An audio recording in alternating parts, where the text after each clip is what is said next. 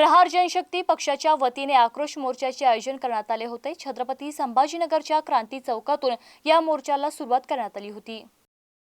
स्वामीनाथन आयोगाच्या शिफारशींची अंमलबजावणी करा। पेरणी ते कपाशी पर्यंतची सर्व कामे MREGS मार्फत करा। संत्रा, आंबा, काजू, केळी, द्राक्ष या पिकांसाठी विशेष पॅकेज जाहीर करा।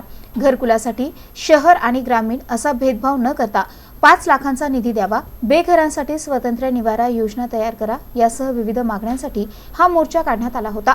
तुम्ही दाखवून दिलं का आम्ही हाडामासाचे शेतकरी आहे, दिव्यांग आहे, कष्टकरी आहे। आम्ही भाड्याने आणलेले लोक नाही तर इमानदारीने आलेली हे जनता आहे, हे तुम्ही दाखवून दिलेलं आहे। एवढ्या पावसात सुद्धा इंचभर सुद्धा आपण हटले नाही। तुमच्या या गोष्टीला बच्चूकडचा मानाचा मुद्रा आणि लढाई आता शुरू झाली। लड़ाई अब शुरू हो गई है और सितंबर में ये लड़ाई को एंड करना है, नहीं तो सरकार को एंड करेंगे आप।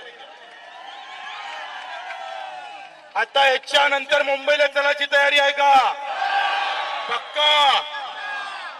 सरकारनं जर आज 4 वाजेपर्यंत कुठलाही सूचना दिली नाही, 5 सप्टेंबरला पुन्हा एक चर्चा करून, आज आम्ही पाहतोय आमचे मोबाईल वगैरे सगळे बंद होते। आजचा दिवस आपण सरकारला दिला होता, पण 5 सप्टेंबर अखेरचा दिवस आणि 22 सप्टेंबर शिवाजी पार्क सगळ्याची तयारी आहे। हे लढाई कष्टकऱ्यांची आहे, एका जातीच्या झेंड्याची नाही। हिरवा भगवा निळा नाही तर जो हा मोर्चा दिल्ली गेट येथील विभागीय आयुक्त कार्यालयावर धडकला।